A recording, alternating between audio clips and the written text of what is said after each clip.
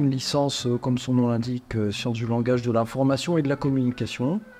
Cela signifie que l'on aborde en grande partie la langue et tous les problèmes relatifs à la langue de la manière la plus scientifique possible.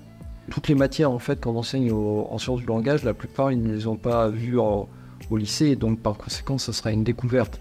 Des matières que l'on appelle la sémiotique, c'est-à-dire l'étude du sens. C'est une théorie sur le sens, sur les signes, le sens d'une langue, le sens d'une bande dessinée, le sens d'une pièce de théâtre ou d'une série télévisée. On appelle la sémantique, une autre matière que l'on appelle l'anthropolinguistique. Il y a des cours qui sont en relation avec la langue, mais aussi on a tout un paquet de cours en relation directe avec les sciences de l'information, la sémiotique de la communication, un autre volet qui a trait au métier de l'enseignement.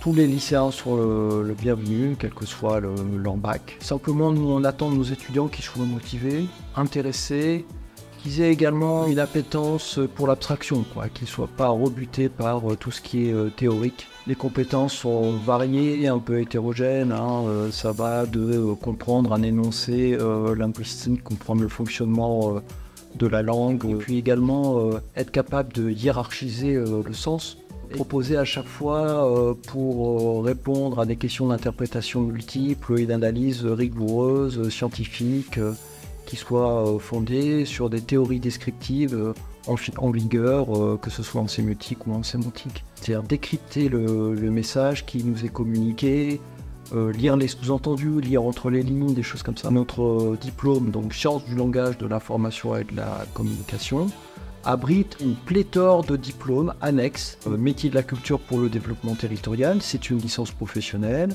Design de l'information et rédaction technique, qui forme les candidats comme son nom l'indique, à la rédaction de textes techniques, ça peut être des notices ou des choses assez compliquées.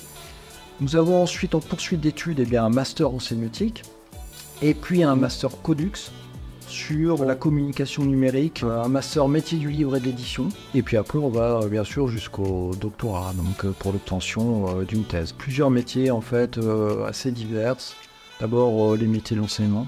Tous les métiers en rapport avec la communication, donc ça va aller de chargé de communication, conseiller en communication stratégique, travailler dans une agence de publicité par exemple, devenir orthophoniste également. C'est un diplôme qui est passionnant en fait. Voilà, déjà ça c'est une bonne chose je pense. La langue c'est quelque chose qu'on pratique tous les jours, qu'on croit connaître parce qu'on la pratique dès notre naissance, mais dès qu'on s'intéresse au fonctionnement réel, les choses deviennent complexes, tout est complexe en fait. Le sens des choses est complexe, de ce qui nous entoure, enfin. On voit bien aujourd'hui avec l'actualité, qu'il faut essayer d'avoir une prise sur le monde, sur les événements qui s'y passent.